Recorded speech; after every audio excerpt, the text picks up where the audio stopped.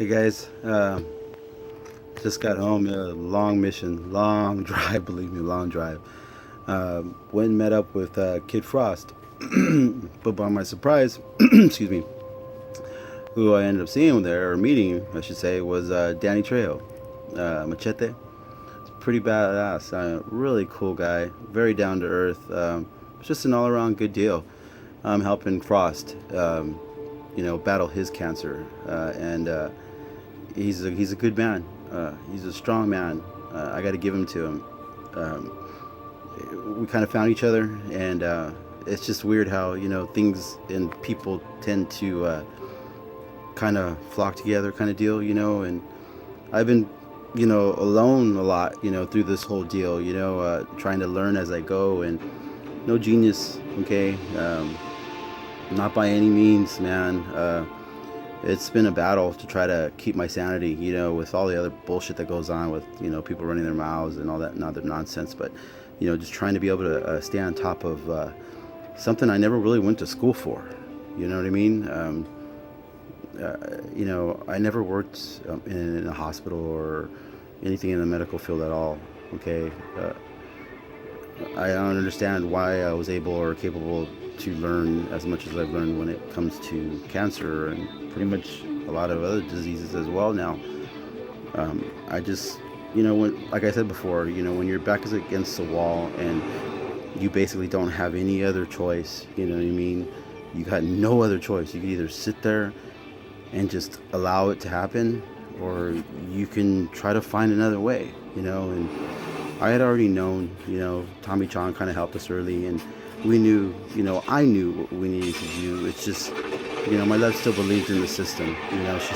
She just had that, she has a beautiful heart, and it just took a minute, well, we got to the point where we had no choice. Okay, that's where our leap of faith came in. What was hers, really? I'm the one that did the research. This was the person that had to do it. And you got to remember, when we were trying to do something, there wasn't a lot of people out here talking about it, or trying to help us or even show us the way. The majority of the help that I got, was from not from around here. Luckily, I have a brother, Andrew, Bobadilla, that kind of pushed me into, helped me into meeting my brother Mikey, who, believe it or not, I had learned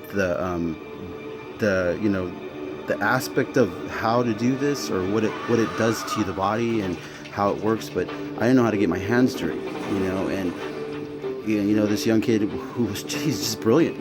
Brilliant. He's already applied what he knows, and with other people, and it was just, he shot me, in the direction I needed to go, because I knew I needed it. It wasn't just about us. At the time, it was about my love. Just getting her well and trying to learn as much as I possibly could, and just to get her. You know what I mean? Because she was dying. They were pretty much giving up on her. They didn't say it. And you got to read between the lines. You got to understand and pay attention to what they're talking about. And we weren't stupid or anything, but we were very naive. Just probably like a lot of other people out there are. We didn't believe in it. I'd heard a lot of stories about it, but I smoked pot, forever practically, and never really put it, in the sense of medicinal purposes. But then again, I didn't understand or know what oil was.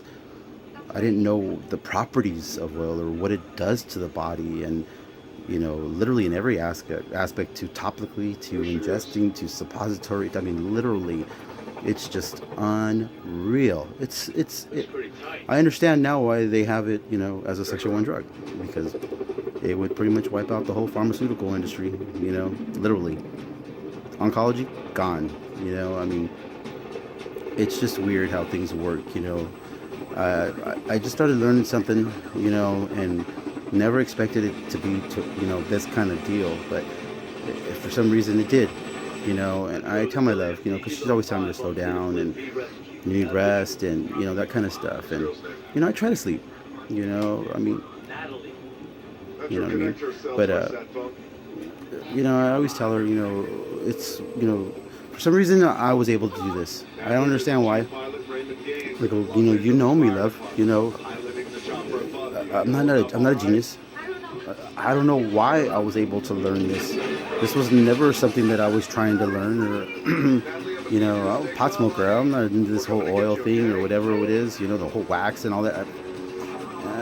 Whatever. Keep all that shit. I'm old school. But that's how I always thought. You know what I mean? I never really, But Tommy Chong helped me. A man named Rick Simpson helped me.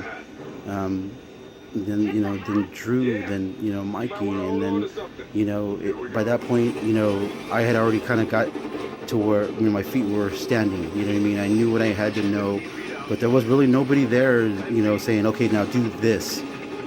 Okay, now try it this way and keep doing it this way. This is gonna work, and nobody was really there, man. It was just us, and it was us going off of whatever I've read or whatever I talked about with other people across the fucking country. That's how we did this, and we did it. And in the meantime, mind you, there was a lot of stops and breaks, and she had a lot of surgeries for 2.5 years.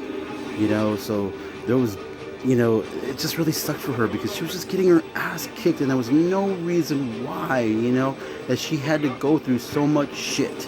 If I would have known if I had the balls to make her believe, this, and I could, I knew where I'm at confidence level on it now, I could almost guarantee she wouldn't have had to gone through any of this shit.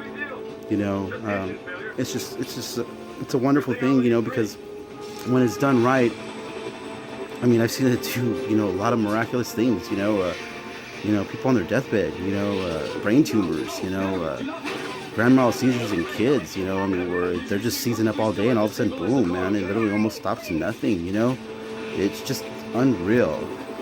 Well, God kind of puts people in their paths, different people, where you meet along the way. You meet some good, some bad. I've met a lot of bad, up to this point, and it's a trippy thing where, because I don't take credit for what this is, because I never once started any of this. I started a group, you know what I mean? But, this was never supposed to be this, you know what I mean? It wasn't. People started joining, I helped. I did what I could to, give them information, and so that way they can make the best decision, when it comes to their health, okay? Because the truth is always better, than a lie, obviously, or than partial truth, because that's what you're going to get. They're going to allow you to get sick enough to treat, to where you're in their financial gain to treat. And most of the time, it's at the detriment to the patient. You're the one that's getting fucked up because of what they would rather wait on. Well, that's where I started getting kind of good at. I started looking at the root of where, cancer usually comes from. And it always comes from something, you know what I mean?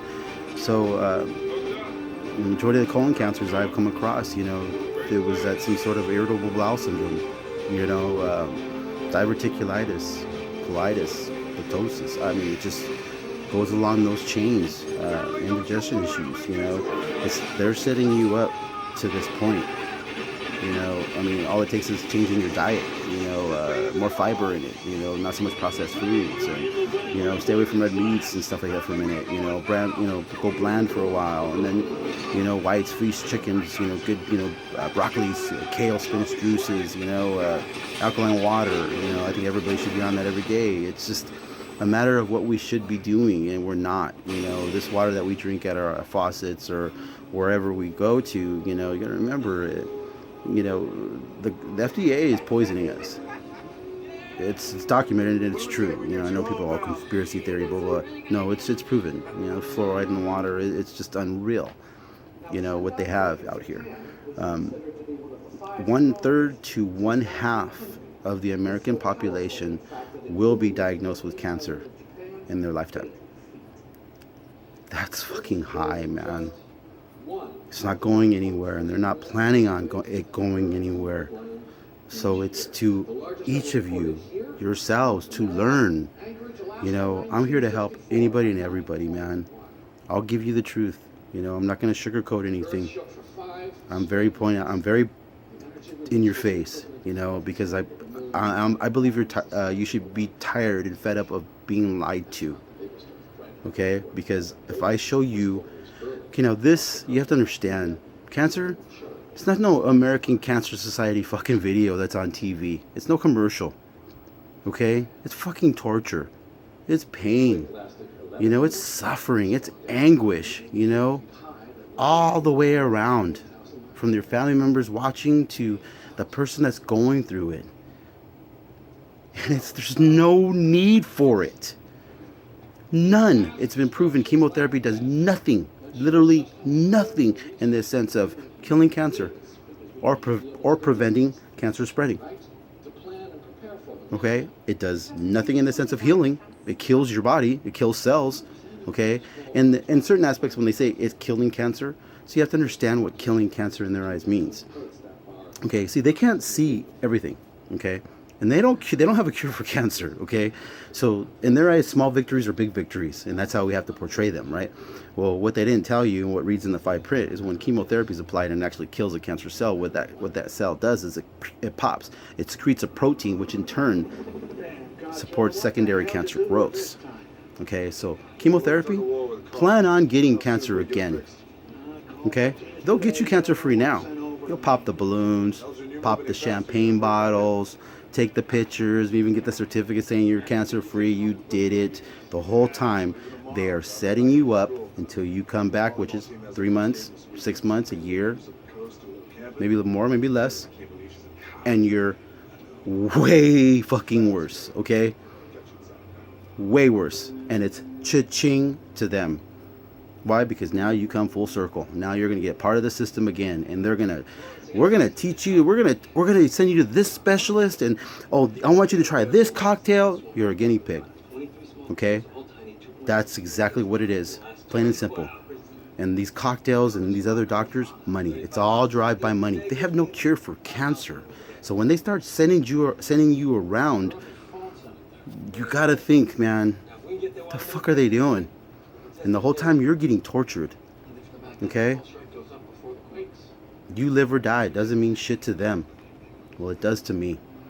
So in turn, we're moving mountains. I mean, we're making big waves in a small pond. How's that? You know what I mean? It is what it is. The people here in this group are all love. It's all family. I'm impressed to hell and honored to be a part of it. I talk to people constantly. Talk to a couple women today. A man from Nebraska, believe it or not. Bill from New York. I mean, it's just a trip where this thing goes. Like I say, I always have time. You know what I mean? Any questions, anything at all, you find me. You call me, you text me. It does not matter, man. Nothing is too small. I'd rather you know what I mean? And it doesn't take me really long, that much anymore to give you or find out the information you need to know to make a decision, good, bad, or the other. Really doesn't. It's about what we do in the sense of being proactive. I tell some people, and it sounds a little rude or a little raw or something, but it's all about, how bad do you want to live? My brother Scotty kind of got on me about that, but it's the truth, man.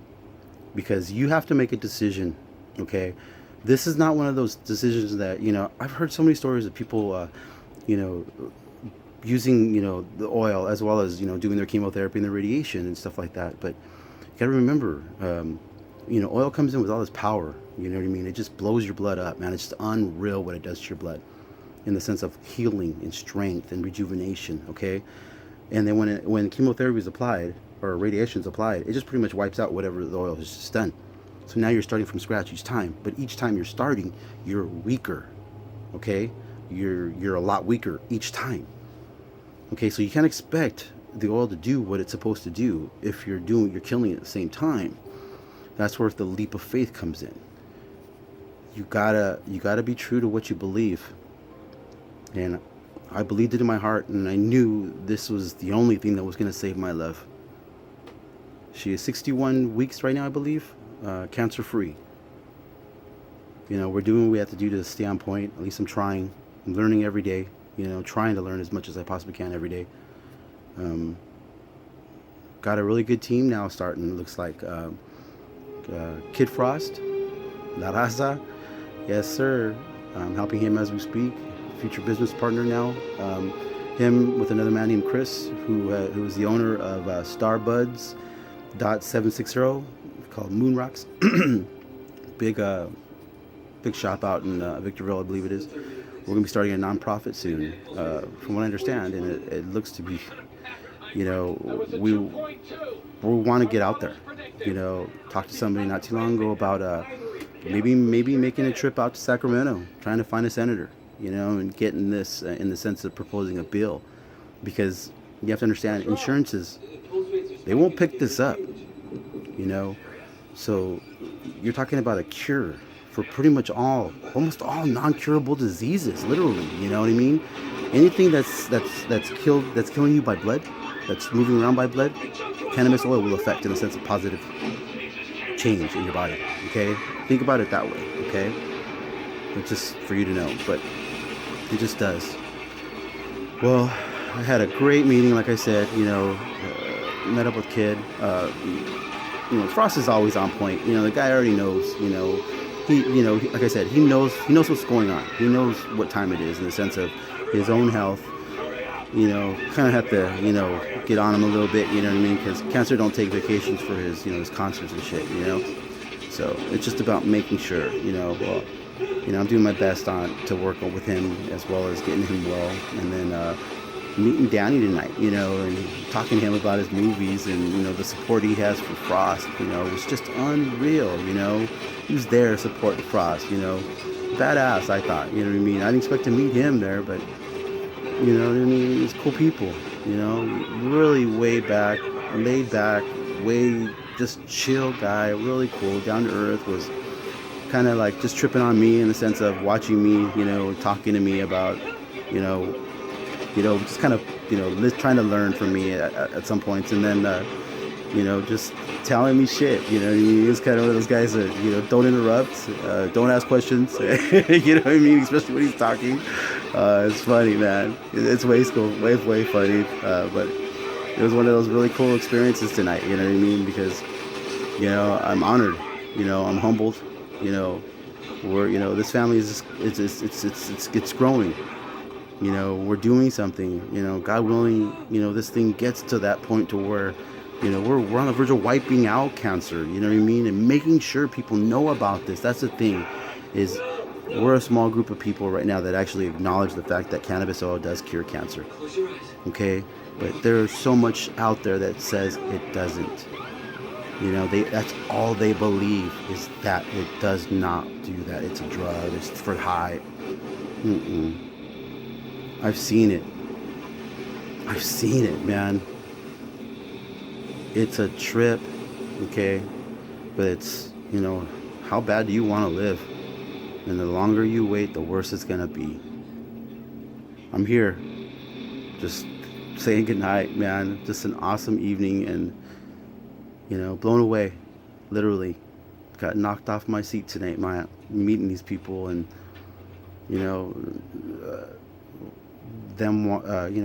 Frost wanting me to help him. That's a trip. I mean, I just do what I do. That's it. Just knowing the truth is winning the battle, because now you know what's coming for you if you go that route. This is this. Just gotta follow through. I'm here. You need me, man. I'm here. All love. Fuck cancer.